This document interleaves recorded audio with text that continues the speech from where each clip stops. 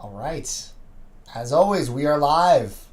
This is the first live stream in 3 months? No, 2 months. 2 months of hoarding packages to be able to do a live stream where I can come on here and talk about records with y'all. So excited to dive into these. There's so many boxes down here. I genuinely don't remember what's in them. Like, there's got to be some cool stuff, but I guess we're going to find out together. So I'm going to let people come in for a few minutes, and then we'll get started. We have a lot to get through, so I'm not going to take too much time at the start. But, yeah, hopefully this will be another classic live stream. This is the most I've had to unbox in a long time. My hands are already tired. But, yeah, this is kind of a weird time for my streams. I usually do them earlier in the day.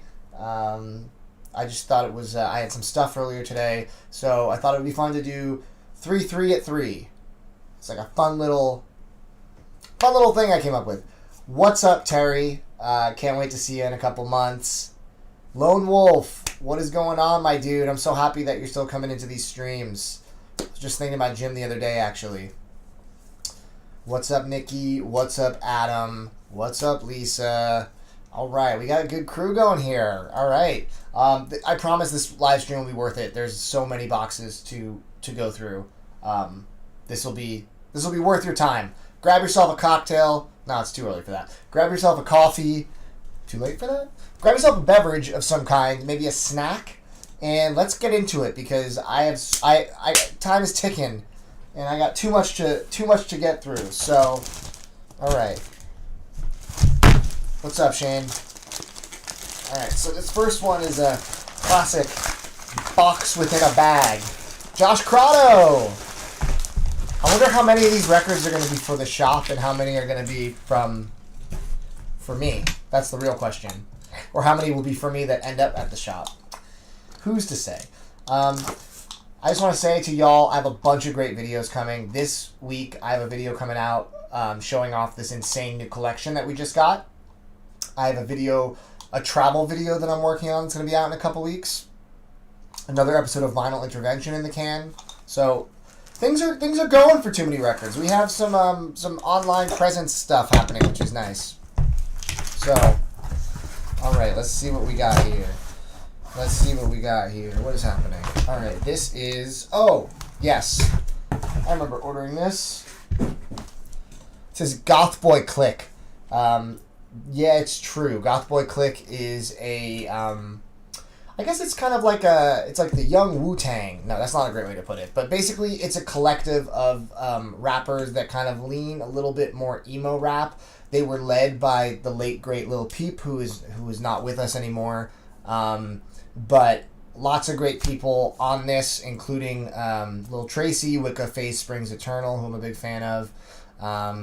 And I believe they have some... Peeps, yeah, there's a couple Peep tracks on here that I think have not been released up till now, which is kind of the reason I got it. I don't really know this tape. I can't speak to it, but I really do enjoy myself some kind of like trappy emo hip hop, and Lil Peep is one of my favorites in that genre, and the people that he associated with were also very talented. So stoked that some of the Goth Boy Click stuff is getting pressed to vinyl now. That wasn't really the case for a while, so gonna listen to this for the first time soon. Don't really have a lot to say about it because I haven't heard it yet, but yeah. If any of y'all have questions, I'm gonna ask you politely to either super chat me, which means it'll pop up with big colorful letters and I'll be able to answer your question right away to the best of my ability. Otherwise, we'll have to see if we have time at the end because there's 40 packages to open, and that's a lot. So feel free to super chat. It's viewed as a tip for a creator, appreciation of a YouTube creator. It is an optional thing to do, but it'll pop up and allow me to answer your question with more priority as I go through all of these records. Oh, Adam, you're gonna freak out, dude. I didn't tell you this. This next record is one that you want. I've had this on my want list since you told me about this record, and I do really love this album, and I don't think you own it yet. What's Super Chat? On YouTube, there's a way to attach money to a comment. So you can do 30 cents, $300, whatever you want to do, and it'll pop up in big letters, and I'll be able to see it more clearly. This is a record that I remember really enjoying when I listened to it. Adam is a big fan, and it popped up for a crazy good price, like significantly less than it usually goes for, and a sealed copy of it. Really good singer-songwriter, poppy. This is a woman named Rachel Yamagata, and this is her album Elephants. No, sorry, Teeth Sinking into Heart. Elephants, Teeth Sinking into Heart. That's a long title. But this has been long out of print for a very, very long time, and never pops up for sale. This popped up, and I decided to grab it. It was not cheap, but it was, again, significantly cheaper than what it usually goes for. So I grabbed it, and shout out to Adam for turning me on to this record. This probably will get a repress now that I just bought this, because that's how these things go cosmically. But if you are unfamiliar with her music, this is a great starting place. I agree. It seems like there's a lot of money left on the table for not reissuing. Terry, thank you for the first super chat of the chat. Let's go.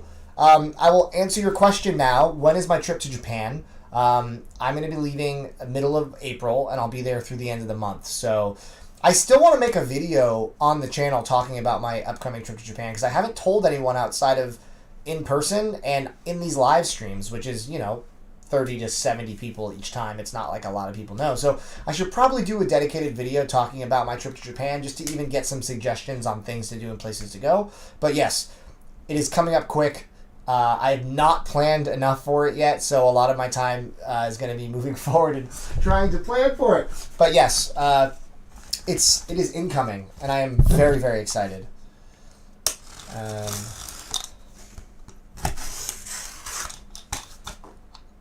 All of you who come and support me in the live streams are the ones that know about Japan. You have the insider knowledge. All right, what is this? What is next?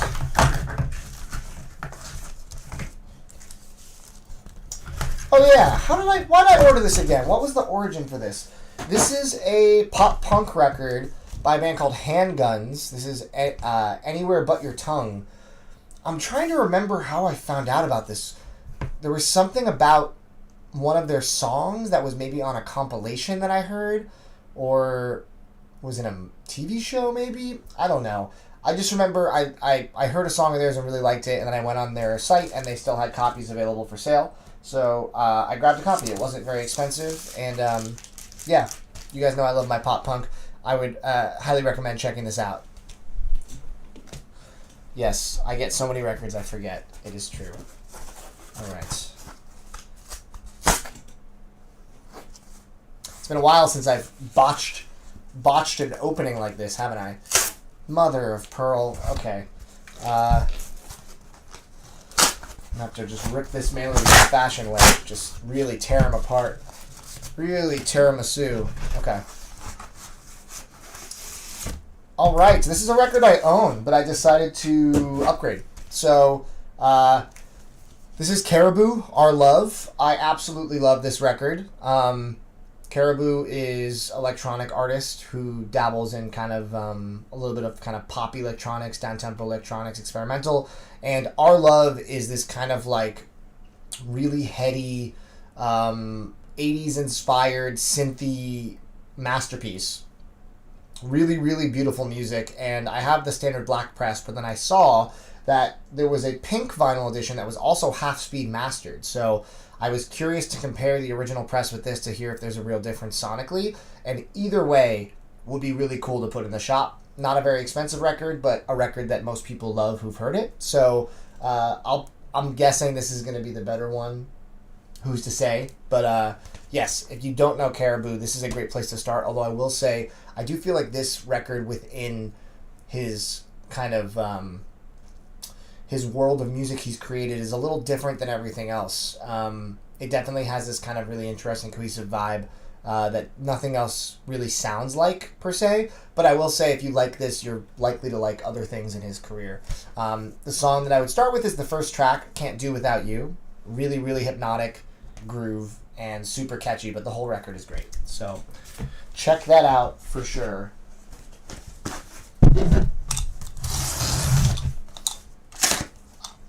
I'm just staring at the mountain of cardboard beside me.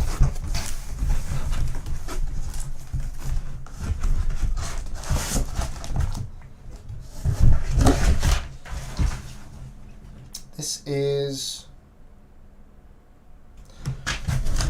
I don't really have a lot to say about these records either because... so this label, I really like a lot of the stuff that they put out, and I sometimes just take a chance on it, just thinking I would like it. The label's called Geometric Lullaby. Lots of kind of like ambient and vaporwave and not so much future funk, but these are two records that I sampled when they went up for sale, and I thought they were really, really good. I feel like they're like vaporwavy for sure. Really cool variants like they always do. So one is called Perfect Fake, and the other one's called Liar, I believe. Yeah, I don't really have a lot to say about these, but I ordered them because this label hasn't really missed thus far. I feel like for the most part, everything I've got from them I've really enjoyed. So, and they do a great job with the packaging as well.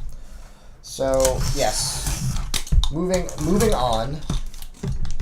I've been getting more people in the shop lately coming in asking about vaporwave, which I think is interesting. It's almost like there was a little bit of a death for a while, and now there's a small resurgence, which I think is interesting for sure.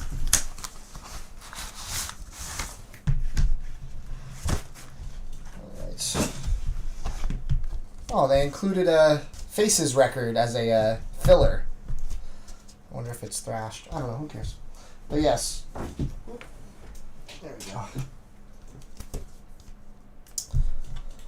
Oh, yeah.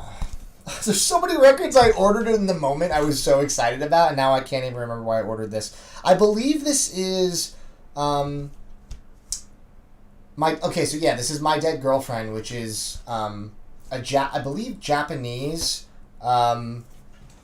shoegaze project. And a lot of their stuff is kind of hard to find. I had this on my want list for a while. I forget what year this actually was released. But it never pops up. And then a copy randomly popped up for a pretty fair price. So I grabbed it. I haven't even heard this, but I have heard other projects by My Dead Girlfriend. And really, really good kind of darker shoegazy stuff. A little dreamy at times, but definitely, I think, firmly within the shoegaze realm. And yeah, I mean... the Japanese know their noise and shoegaze for sure. So, it's a EP. It's not like a crazy, crazy long record, but I'm excited to give this a full listen. And again, this is just something that sold out really fast when it came out, and since then, it's been hard to find. Oh my god, I gotta move some of these records over here. Okay, so many boxes. Let's keep going.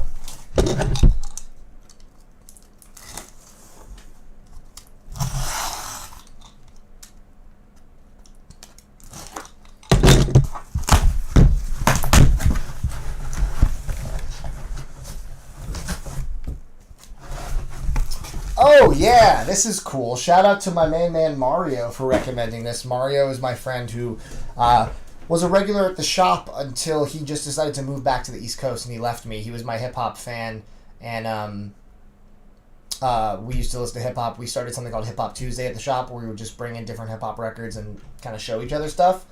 And he brought this record in. Absolutely blew me away. This is by Curious the Magician, and Doom, I don't know if he produced the whole thing. No, he did. Executive produced by Doom. So, MF Doom, beyond being an amazing rapper and an enigma of a character in the hip-hop world, MF Doom is also a phenomenal producer. If you didn't know, he produces usually under the alias Metal Fingers, and he just has such a unique touch to the beats that he makes. They're very... you can always tell a Doom beat almost the same way that you can always tell like a J Dilla beat. He has a very, I don't know how to describe it, but there's a very specific sonic signature that he uses, and it's all over this record. I had never heard this album before, and it's front to back an excellent hip-hop record. Like, honestly, if I had heard this in 2024, this would have been on my list of best albums of the year. It's that good. And what's most interesting is that on the 12th track, Par for the Course, it features Mr. Fantastic. Mr. Fantastic is none other than the mystery rapper that is on Rap Snitch Knishes, which is one of the best, if not the best, MF Doom song. His verse is legendary, his voice is amazing, and no one knows who he is or his origin story. He is truly shrouded in mystery in an era where everybody knows everything because of the internet. And I didn't know there were any other Mr. Fantastic verses that existed, and then this album came out with one. So just hearing his voice again was pure dopamine. And yes, if you're a hip-hop fan, definitely check this out. I feel like that record flew under the radar despite being Doom affiliated for reasons unknown. You know, it's like that record was up there with the best hip-hop I've heard all last year, easily, if not better. So, and it also wasn't that expensive. So, Curious the Magician, go check them out. You will not be disappointed. I ordered a different variant of this record because my version was noisy, and I wanted to see if a different pressing would be less noisy. But I'm not ashamed to admit I love the Twilight soundtracks. I'm not a fan of the movies at all, but these soundtracks are exceptional. I mean, Muse, Paramore, Black Ghost, Linkin Park, Mute Math, Collective Soul, Iron and Wine. It's like an incredible soundtrack with a lot of tracks that are only exclusive to these soundtracks. The first press I had was noisy, so I wanted to get a different variant to know if this was going to be less noisy, because it was kind of distractingly noisy. So we'll see. It's not bad to buy multiple copies of that record, because if I put that if I put either copy in the shop, it'll sell instantly. So that was kind of just like a test to see if it's, because I was reading Discogs comments about that record and people were saying it sounds good. So maybe it was just my copy. I mean, that happens, especially with larger runs. Sometimes, certain records in the run will just be defective, which is a bummer. But yeah, have to give it a shot, All right. This was an amazing find. Ivy, Long Distance. Ivy is a band I really love. I'm trying to remember correctly. I believe the singer's French, I think. If I'm wrong about that, slap me through the screen. I think she's French. But Ivy is a band that had Adam Schlesinger in it. As you guys know, he's one of my favorite songwriters ever, from Fountains of Wayne, and he wrote, stuff for Josie and the Pussycats, and he wrote That Thing You Do, which is like one of the best pop songs ever. His pop sensibilities were obviously lent to the songs in Ivy, and this is the first time I believe that Long Distance was on vinyl, which is one of their LPs. Really, really good. I would say the song to check out from this is Edge of the Ocean. Such an amazing track, but the whole record is good. If you like kind of dream pop with a little bit of a kind of indie rock sensibility to it, Ivy doesn't miss. Every one of their records is phenomenal, and yes, definitely check that out.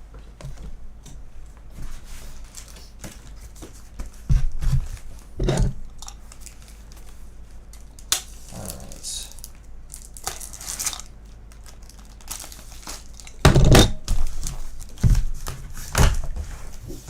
Thank you all for coming and joining me for this. This is an unexpected turnout. This is nice.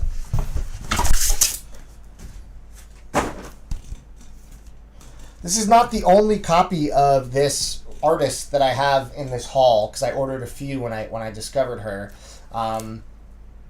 Shout out to Abigail for turning me on to this artist, Maita.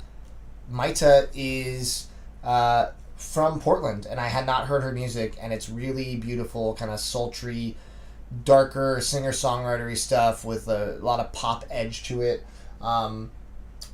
Really, really good, and I would love for her to play the TMR store. It's a dream now. I mean, I don't think it's completely out of reach. She's on Kill Rock Stars, which is, Elliott Smith's label, or the label that Elliott Smith was on. And, I really, really fell in love with all of the stuff I heard from Maita. And the fact that she's local was really exciting. So actually we connected on Instagram and we had a little back and forth. I would love to foster that relationship and see if maybe I can find a way to get her to play the shop, because that would be a super intimate and beautiful thing. But I ordered a few Maita records. They were not expensive. They should be, because the music's that good. But yes, if you like that kind of thing, not quite as dark as like a Marissa Nadler per se, but definitely like some edge to it while still being really catchy. Maybe like akin to like maybe some Soccer Mommy type stuff, but I prefer this to Soccer Mommy personally. Really, really good.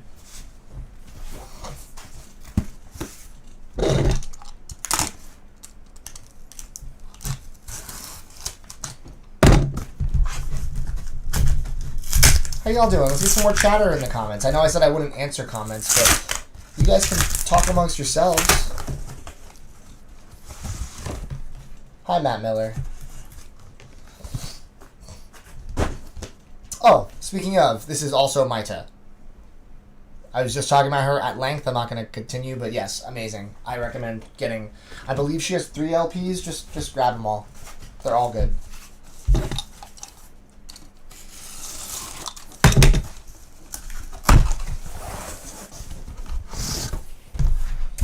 Alright, I forgot this was coming. This is the tricolor pressing of Panic at the Disco's A Fever You Can't Sweat Out.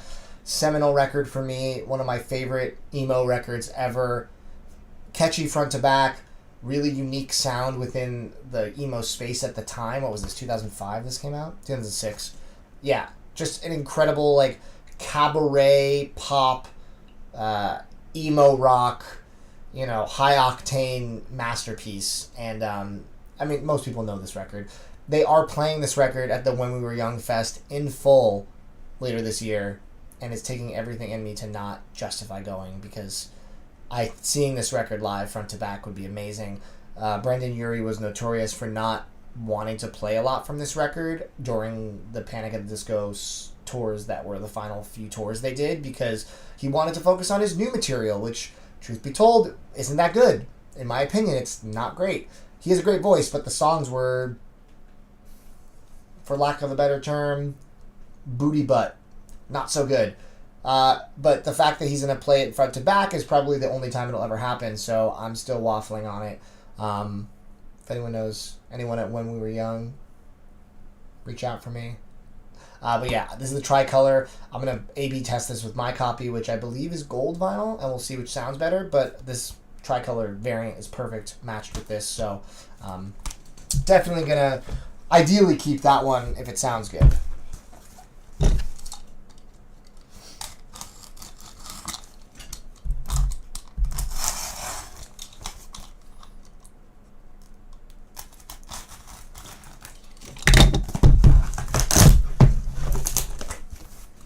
Oh yeah, the Fort Vine record. Yes. So good. All I Want to Do is so good. What a beautiful song. Everything on that record is amazing, so I'm glad you picked it up from me. All right. What do we have here? Filler. Record. Oh, right!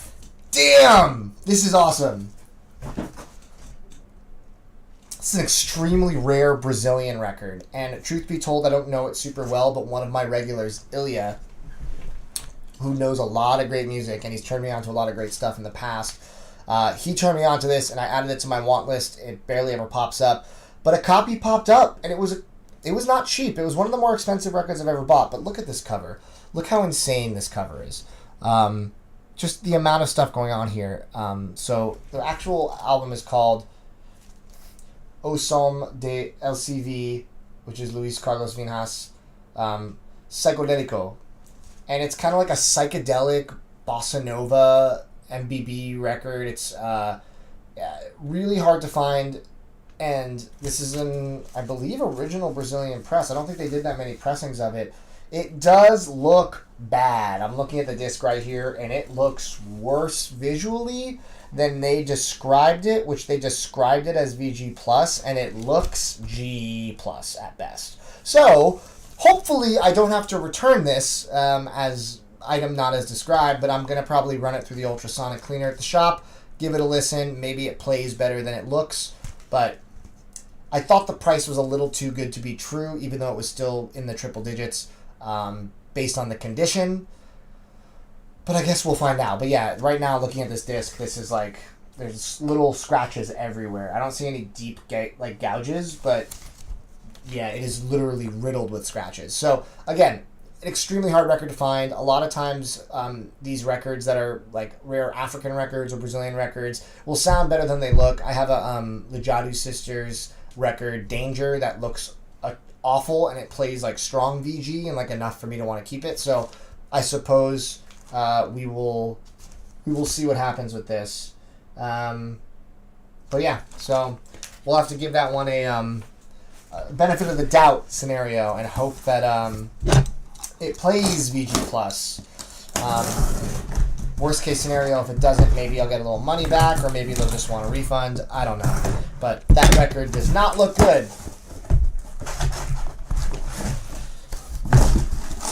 Ooh, a couple records by Numero Group. This one is kind of fun. This one is Etc. Summer 2000.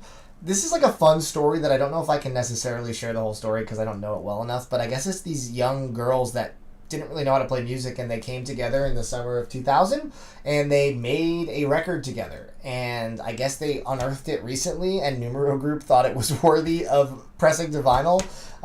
Here, let me read the hype sticker for you. It says, super sweet sleepover core from the turn of the millennium.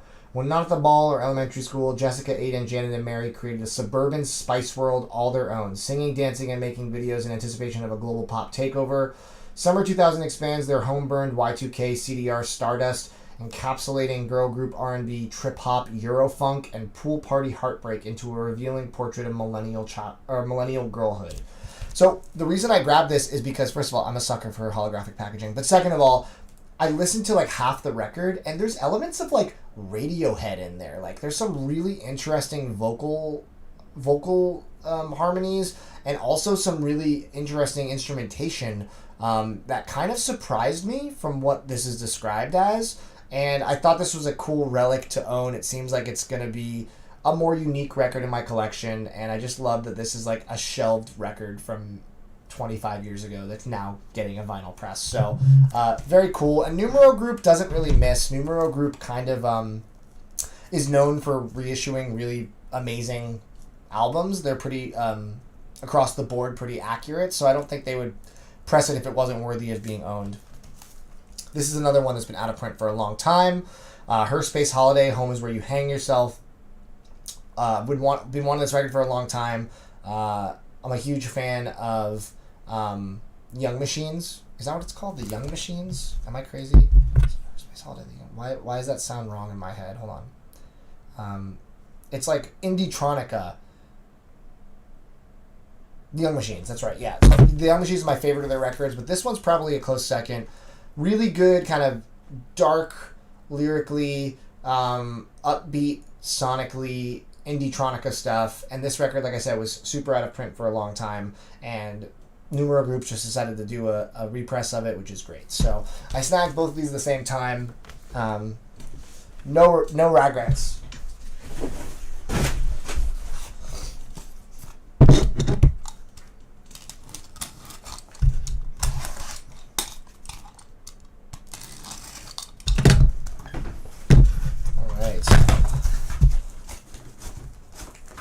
This one looks like it's going to be a pain in the butt to open. This is like a puzzle.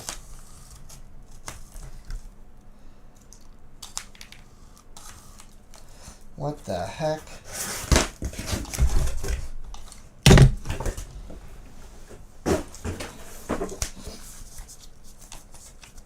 Oh my gosh. Did they not know I was opening this on camera? They wanted to make a fool out of me? Jeez Louise. Alright. Call this a bathroom break. Call this an intermission. What's up, Chris? Oh, okay. I know what this is. I'm not going to try to open this all right now because I'm going to wait till this off stream. But this is new. It's an Ichiko Aoba related project.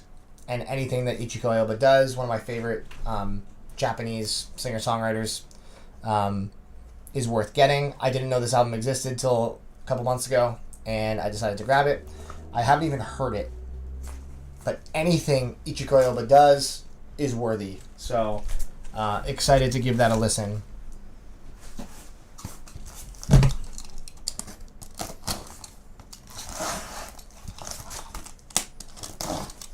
For those of you that have just joined, I'm plowing through 40 records, unboxing them for your entertainment.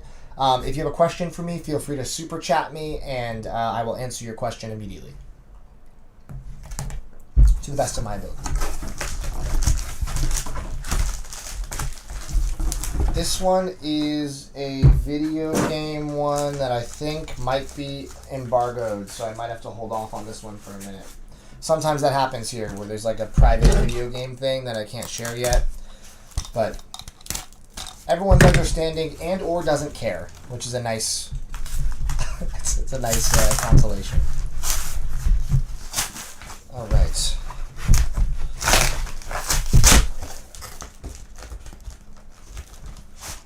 What have we here?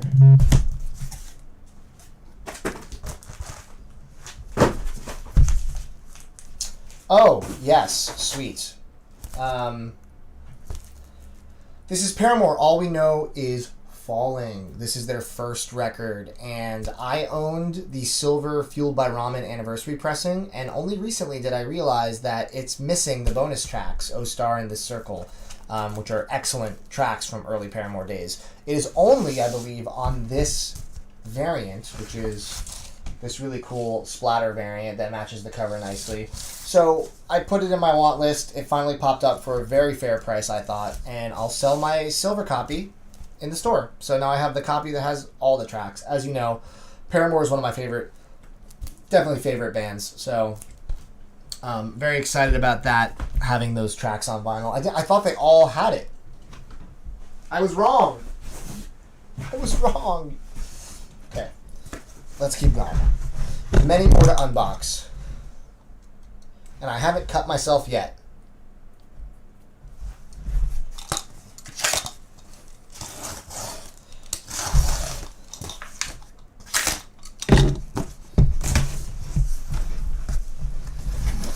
Oh, this is something I don't need to embargo. This is, I believe, public knowledge that this exists now. This is such an amazing package for this. Oh my god. I'm so happy to own this. It comes with, I don't know what this is. This is some kind of packet of extra stuff. I'll have to investigate what exactly this is. But this is a video game soundtrack from my youth. One of my favorite games growing up. And I just love the packaging. This is, of course, unofficial. But like I say all the time, the unofficial video game vinyl scene does better work than any official version that's ever existed for any of these records.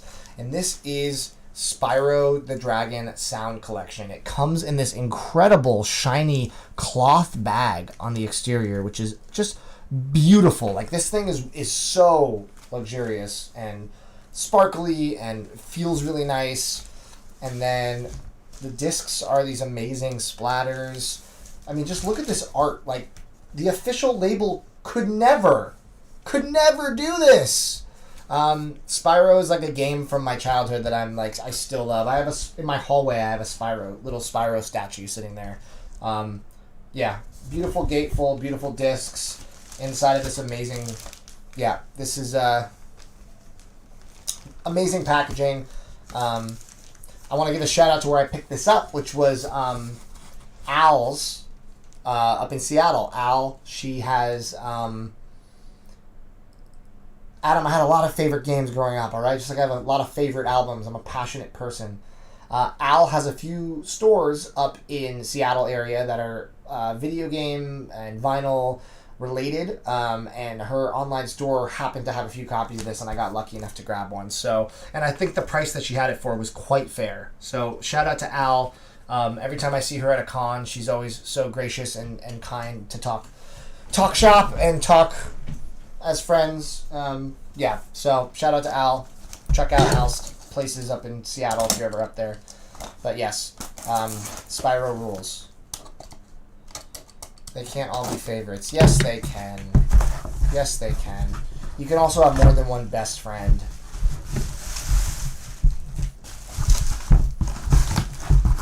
This is, another video game vinyl thing that I got that I'm just going to briefly share. This is The Calm, which is a lo-fi, I believe it's a lo-fi, I don't know if it's lo-fi hip-hop or just kind of lo-fi ambient renditions of Final Fantasy X songs, which Final Fantasy X is one of my favorite games. Don't you even get started with me, Adam. It is. I mean, Final Fantasy series is the best, and the music in it is just stellar. So getting any renditions of it is a must-have for sure for me. Do I know Dylan from Noble Records? Of course I know Dylan. I was on Dylan's podcast before he even had a YouTube channel. Yeah, Dylan's a good buddy of mine. I love that guy. This was an impulse buy because the New Jersey in me won. And also it sold out really fast, so I think this was probably a good investment buy in theory. Like I don't think I made a mistake buying this. And this is also the best Bon Jovi record, I think. I mean, it has the most hits. You Give Love a Bad Name, Living on a Prayer, and Wanted Dead or Alive on one album. Anyway, they just released this liquid-filled Slippery When Wet, which is so cool. This is actually maybe the first liquid-filled, like, classic rock / hard rock record that I can think of. Like, I love that some of these older albums are starting to get the liquid-filled treatment. It's usually just, like, hyper-obscure metal records. So, yeah, this is cool. It sold out really fast. And Slippery When Wet. I mean, how can you not have a record that's actually wet? What's up, Corey? So yes, very happy I got that in time. I'm from Jersey. You know, you gotta respect Billy Joel, you gotta respect Bon Jovi, and you gotta respect Bruce Springsteen. The 3 Bs.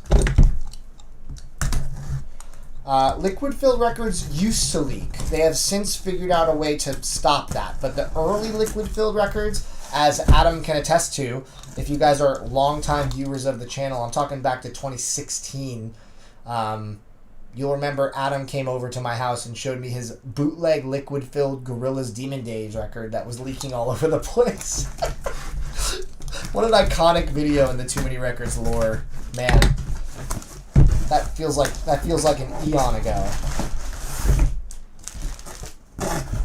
Never thought you'd hear me say I own a Bon Jovi record? I feel like I do own a Bon Jovi record. I think I have a couple of them, maybe.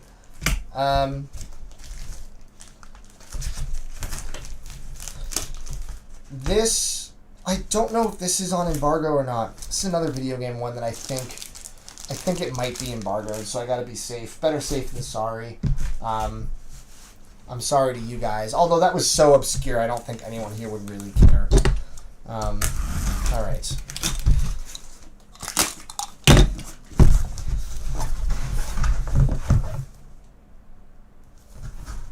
Oh, right. Okay. I forgot I ordered this, too. Is this Sam and Jam Miller? Did he do this? I forget. Anyway, this is, I believe... This is some rendition of the Pokemon Ruby, Sapphire, and Emerald soundtracks, I believe. I think... Slam and Jam. This is Slam and Jam, Jam and Sam and Jam Miller, doing a rendition of, he did a great Donkey Kong recreation that's like basically indistinguishable in the best way. And this is doing this. And, you know, I grew up on all the Pokemon Game Boy games, like from Red, Blue. Red and Blue basically formed me as a child. They were my personality for like 2-3 years of my life. Then Gold and Silver, and then Ruby, Sapphire, and Emerald. The music to me is kind of like embedded in like my childhood, as I would sit for hundreds of hours playing my Game Boy and playing these games. And I thought this box set seemed really cool. Just as you can see, hyper holographic around the whole way. 4 discs of music. Really good if you want that nostalgic kind of throwback.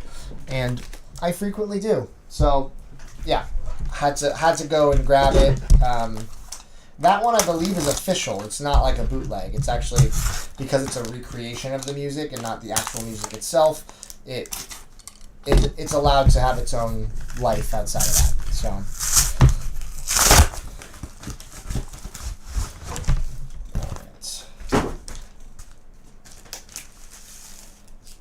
What the heck is this?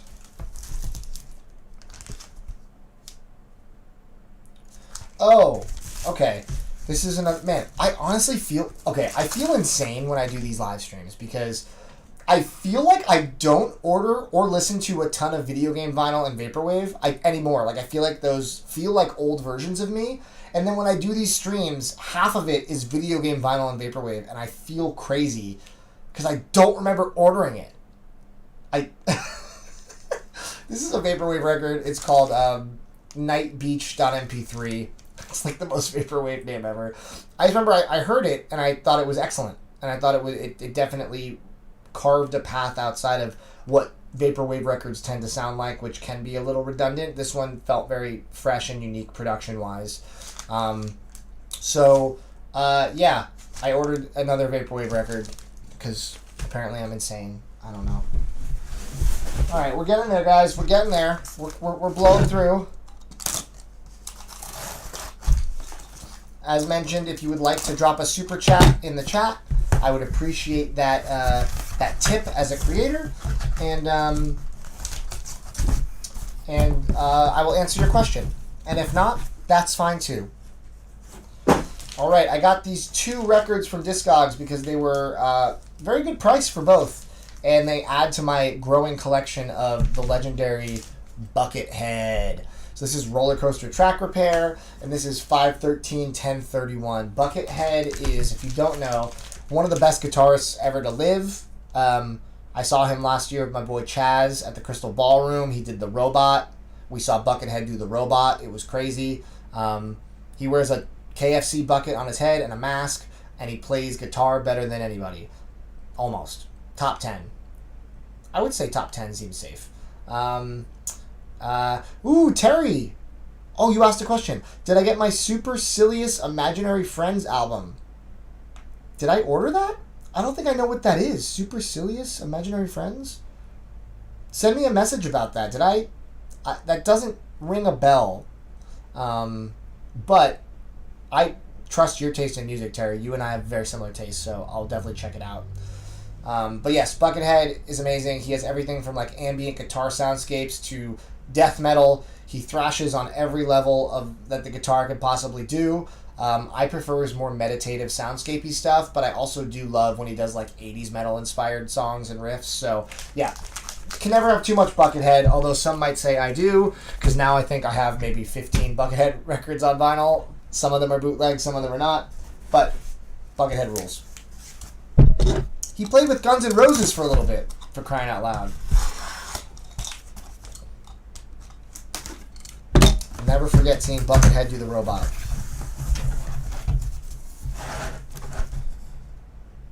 Oh yeah, this is the Tinashe record. So I ordered Tinashe BB Angel. BB Angel. Tinashe is one of my favorite pop stars, you know, R&B, pop. Wait, I'm reading Terry's comment. I have an EP of theirs called Charade. Supercilious Charade? Are you sure? That name doesn't sound familiar at all. Supercilious? I'm like 99% sure I don't own anything by them, but I will check right after this stream because I'm very curious. But yes, Tinashe, super talented. Everybody knows her big song that was all over the internet like 6 months ago, like somebody gonna match my freak. Like that's her. But her earlier stuff I think is even better. Her Nardwuar interview is iconic. I think it's so good. And yeah, a lot of her records shoot up in price to crazy prices. We sold Songs for You, I think it's called, and we sold it in the shop for like $300, and someone was like elated to buy it at that price. So when it comes to Tinashe, it's better to get now and trade it later if you don't like it. But I put my faith in her as one of my favorite modern kind of poppy R&B artists for sure.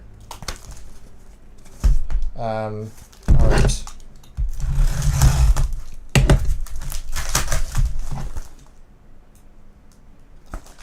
Oh, I think I know who this is from because I see on the label our favorite teenage DJ. Will, yes, I did see that and I did order a copy. I think like a week or two ago.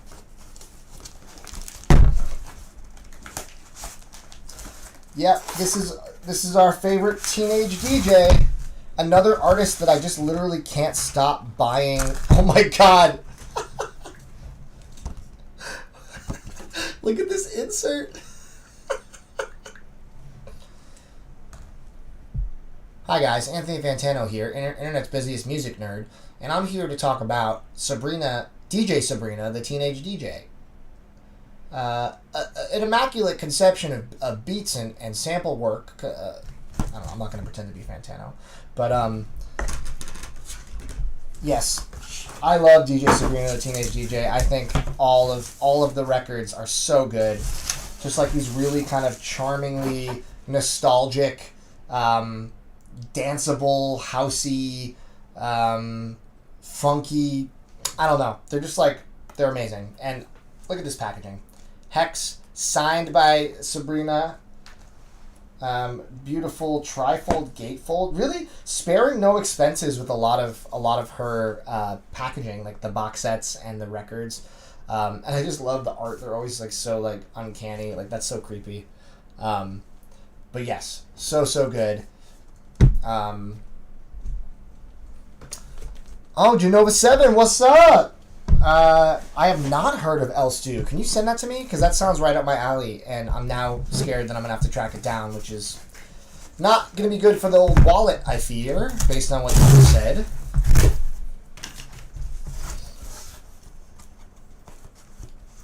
Man, Buckethead has like hundreds and hundreds of records. It's kind of crazy. It's kind of crazy.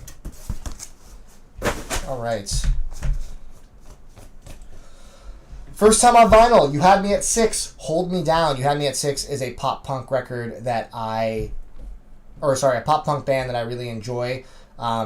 This isn't the album of theirs that's my absolute favorite, but I do enjoy their sound, and the fact this is the first time on vinyl, I figured it was worth grabbing it. Again, I have the luxury of owning a record store, so if it's not as good as I remember it being, there's going to be somebody who wants this in the shop. So, yeah, You Had Me at 6. Really, really good band. Again, not the number one record from them, from what I remember, but I think it is still worthy of owning. Interscope Record Club. What do we got here? There was a lot of controversy about this record. I mean, there's a lot of controversy about this band in general. But this album, this band has a lot of controversy surrounding them. I'm just going to say this. Do your research before you jump to conclusions. People are bad, people are good, people make mistakes, people do bad things. You can form whatever opinion you want on the member of this band that is kind of under scrutiny, but I will say, taking the people out of the equation, which I'm here to talk about music,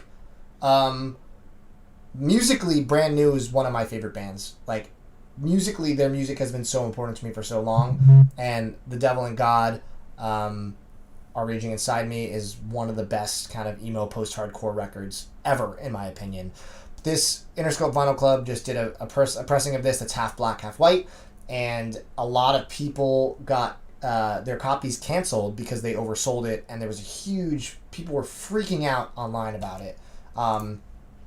I love this record. I have a really cool variant on like a red marble limited to 666, which is kind of cool. Number of the Beast. And I didn't know, but this version has a bonus 7-inch that has the B-side Fork and Knife on it. Did not know that until recently. So I was going to not keep this version because I love my red marble. But now it poses the question, do I keep the cooler variant and concept of the 666 red marble? Do I keep the version that has the extra track? Or do I keep both? That's a question for Vinyl Intervention, and I don't know the answer, but if you have thoughts on it, please let me know. Yeah, just an amazing record front to back. Musically, we're talking about music.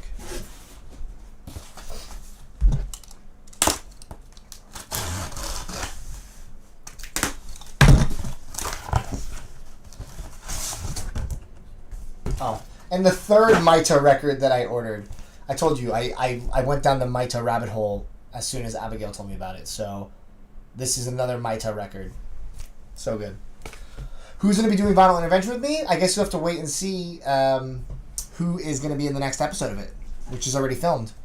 So, could be anybody. Could be anybody.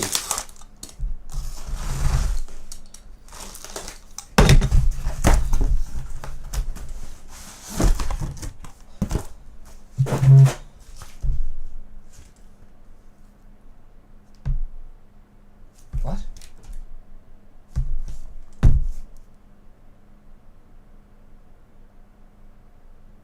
Did I order another copy of this? I'm confused. Sun Kill Moon featuring Amoeba. This is another Sun... Speaking of people who are questionable, Mark Kozelik.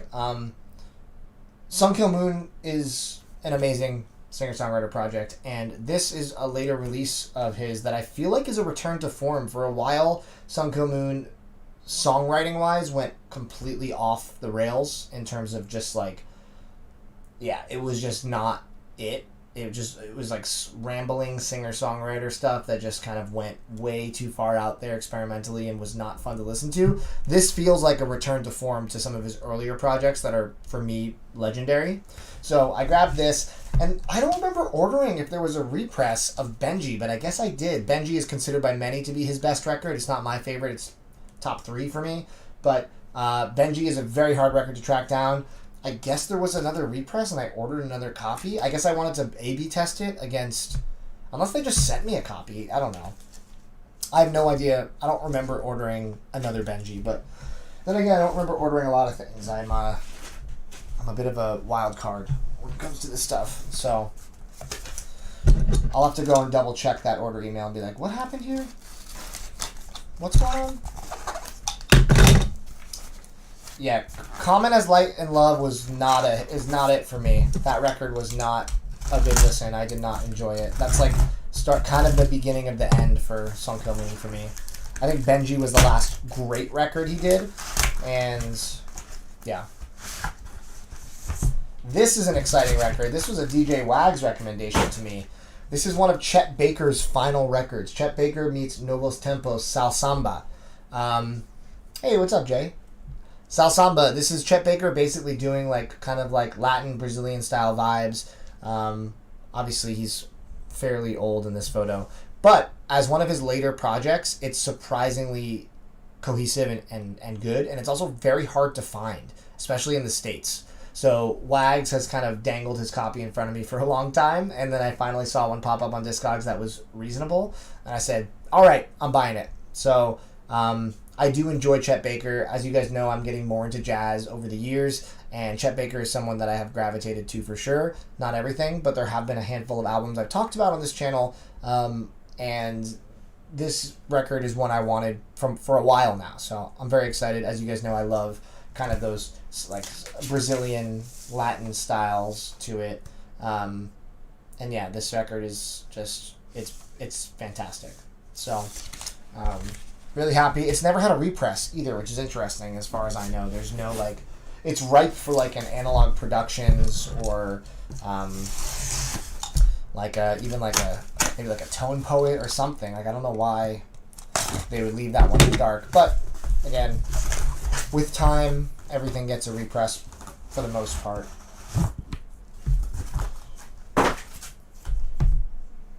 And speaking of Spanish music... De Todas las Flores by Natalia Lafourcade, one of my favorite Mexican musicians. She's stellar. This is her, I believe, latest record. I have not heard it, but another artist where it's always worth grabbing it just in case. A lot of her earlier work is very, very hard to track down, and she doesn't miss. Like, at the worst case scenario, the record is good. I've never heard a record of hers I did not like. So definitely check her out if you like kind of Spanish pop, singer-songwriter-y, kind of folky pop. Natalia Lafourcade is the best. Definitely up there. All right. We got a few more. We're doing good on time. I feel like we're I'm not way off right now. This Nick Doheny, are you am I pronouncing that right? Doheny? You recommended me this record. I listened to 2 tracks and immediately left to go track it down. You made it seem like it was be hard to track down, but thankfully I think I found copies on his Bandcamp or something. This is Cameron Winter's Heavy Metal. A record that slipped under the radar for many, including myself, last year. The first 2 tracks alone floored me. Almost like the same way I felt when I first heard Black Country New Road, where I was like their second record, where I was just like, this is very unlike anything I've heard in a long time. And that ended up being, I think, my favorite album of the year that year. If it wasn't my number 1, it was like in the top 2 or 3. But this record, I feel like, has a similar kind of magical quality to it. It has a ton of positive press if you read about it. But again, I'm pretty hooked in, and I had not heard about it until Nick posted about it in the TMR Facebook group. So very excited to give this a full listen. This is actually one of the records I've been most excited to unbox so I can really dive into it. There's something very special about this music. And yeah, I'm just really excited to give it a listen. Heavy Metal by Cameron Winter. It is not heavy metal sounding.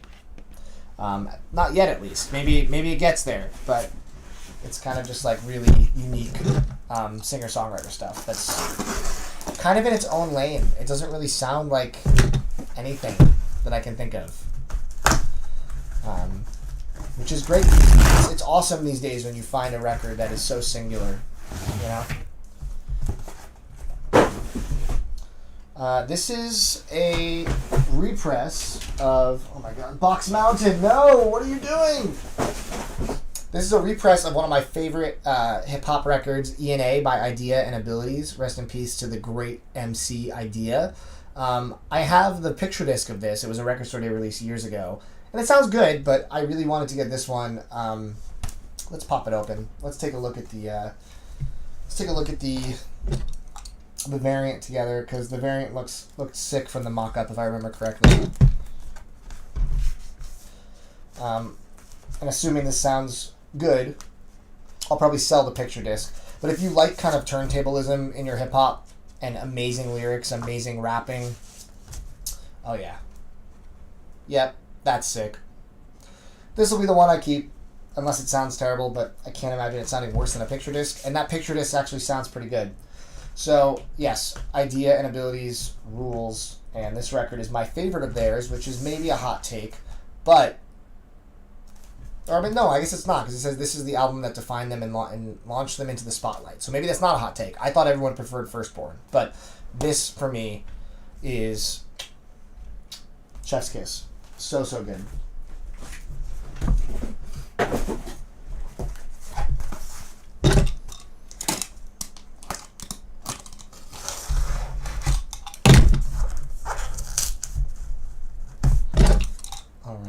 Few more to open, then maybe we'll do a little brief Q&A, and then I have to go finish editing a video. I don't get days off, guys. It's an endless array.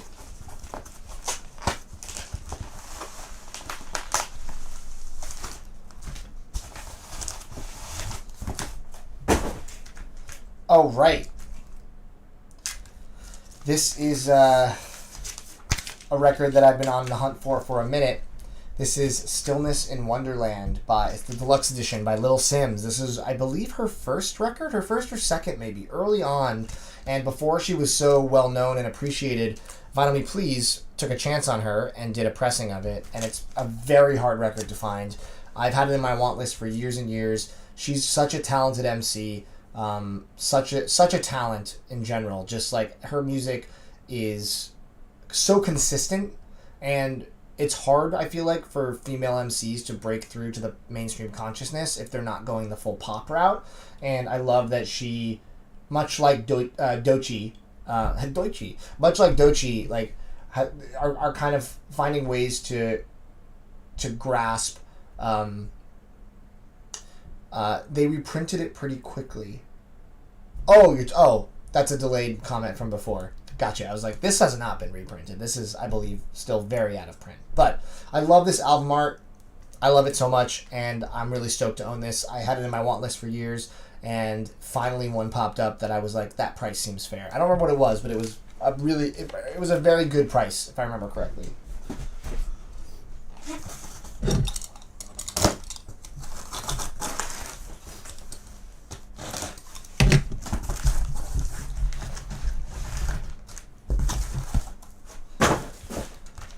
All right, my man, Nacho Picasso, and Televangel came together and they recorded Jesse's Revenge. They came together. I like to think I'm responsible for this record. I don't want to be too cocky, but like Nacho came down to Portland to do a show at my record store, and he stayed with Televangel while he was here. And while he was here, the two of them knocked out another hip-hop project. They have 3 collaborative hip-hop projects before this, and this is a long-awaited comeback project for them. And it's because I asked them to do a show, so I like to think that this record only exists because of me, but maybe not. But yes, love this duo. Nacho's hilarious and grimy bars mixed with Televangel's heady production. It's just a match made in heaven, and very stoked to own this. Yeah, I know that they just put out another project together, I believe, with Milk, Nacho, and Televangel. They're kind of going crazy when it comes to like production. Like, they're making a lot of things, which is fun. All right, another Interscope. Mr. Cool Keith, aka Dr. Octagon. This record is a classic experimental hip hop record. I don't own it. Blue Flowers is such a good track. If you don't know Blue Flowers, go listen to it. But yes, really, really classic record. Interscope Vinyl Club gave it the old treatment. Again, I think Interscope Vinyl Club is knocking it out of the park with not only their curation, but with their packaging for most of the records, the design flourishes that they're adding to each of these releases, like the spot foil on the cover. Really, really great job. It's a club that I'm stoked to be a part of, and I don't plan on stopping anytime soon, because basically 80 to 90% of what they've sent out has been home run. So, don't own this record yet. Now I do. So that's pretty sick. And one more, and I see what this is, and this one's a banger. This isn't the variant of this record, so I will still have to track down the variant. However, this is an essential album to own. This is Takosubo by the great L'Imperatrice. Basically, Daft Punk with a beautiful female singer instead of robot voices. I got the pleasure of seeing them at the Crystal Ballroom recently, and it was an absolute dance party. It was a riot. Everybody was moving and grooving. In the middle of the show, they stopped and covered Daft Punk's Aerodynamic, which is my favorite Daft Punk song, which was just like mind-blowing to see them do it. You know, all organic instruments, of course. And yeah, these guys are just doing French kind of disco pop, disco pop funk so well. Every one of their albums is amazing, but this album is their best, in my opinion, and I'm super excited to own it. There's a gold variant that exists, but it's really expensive, so I don't have that yet. But I had to grab this before it went out of print because it was still fairly affordable. They're so good. If you don't know L'Imperatrice, please go listen to them. I don't even know what song to have you start with. Just put the album on and let it go. Like, everything front to back. So good. Whew! Okay, that was a lot of talking, but I will do a little bit more if y'all have any questions.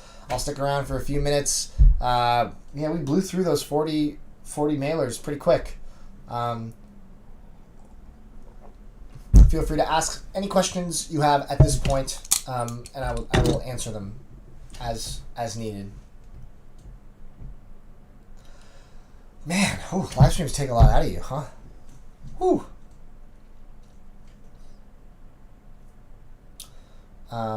Like I said, big video coming this week showing off this insane collection that we just got. 2,500 records, mostly bangers. Some of them records that I've never seen before in person. I'm doing a little highlight video, and people are gonna freak out. There's a couple in there that are jaw drop worthy. First album I will listen to from this bunch. Honestly, probably Cameron Winter Heavy Metal. That's probably the first one I'll listen to. But But I don't know. There's so many in here that I've been excited about. I mean, I want to spin that little Sims really badly. The Chet Baker. Yeah, there's just so many in here that I was like stoked on. I mean, I got to spin that Brazilian record to see if it sounds like terrible based on the scratches. But yeah, there's a lot to go through, which is exciting. But again, my to listen to pile is endless. It's hundreds of records, and I bring them to the shop, and you still can't churn through them all because I have stuff I have to listen to for the shop as well. So it's kind of a... I feel like Sisyphus sometimes. I'm just pushing the boulder up and down the hill for eternity, and the boulder being records I need to get through to listen to. But there are worse problems to have, you know. It's fine. If no one else has any other questions, though, I can call it here. Have I heard of Big Wild, local chillwave guy? I do like chillwave. Yeah, feel free to bring it by the shop. I would love to give it a listen. Chillwave is excellent. Chris, oh my God, how'd you break your leg? I don't know if you'll have time to tell me in this chat, but send me a message and let me know. I'm so sorry, dude. You will be interested to know that I the other day a video game fan came in and first time in the shop and he bought my 2D Link to the Past. So that is now gone. Even though it's not my style of music, if somebody wanted to sell their collection that had rare first press black metal record classics, how would I justify a price for the collection? I mean, it doesn't have to be my style of music to be able to buy it. You know what I mean? It depends on how many records it is. If it was if it's a manageable, like if it's like 100 or 200 records or less, I would probably go through the way we do it in the shop, and I would look up every single record and see what I would price it at, and then make an offer based off that. If it was a bigger collection than that, and they had it on Discogs, I would use the median as a jumping off point, but it's not one-to-one at all. Medians are not accurate at that size of a collection. It just doesn't make sense to base it off of that. But if there's no Discogs and it's 500 plus records, I probably need to just have them tell me what they were hoping to get, and then spend some time going through some of the rare stuff and kind of doing some calculations in my head. That's kind of where this last collection we just got landed in terms of trying to come up with a number. I had to do some kind of like estimation calculations after going through thousands of records. And we, you know, the number I reached was not crazy below the number he wanted, and we met in the middle. So, any shows I'm going to coming up? Yeah, I feel like I do have some shows. Why can't I think of them? I just bought a ticket to Model Actress. I bought a ticket to Lights, of course. Yeah, there's a few other ones, I believe, but there's some interesting shows popping up for the rest of the year, so I'm going to be keeping an eye for sure. All right. I gotta get going, guys. I really appreciate it, but thank you so much for coming in this live stream and supporting me and hanging out. Like I said, big video coming this week, crazy collection, and yeah, we'll do it on the live stream when I have another 30 boxes. So I don't know, 1 week, 2 weeks, just kidding, but sooner than later. Locals, I'll see y'all soon. Everyone else, I'll catch you on the internet, and thanks again. Have a good rest of your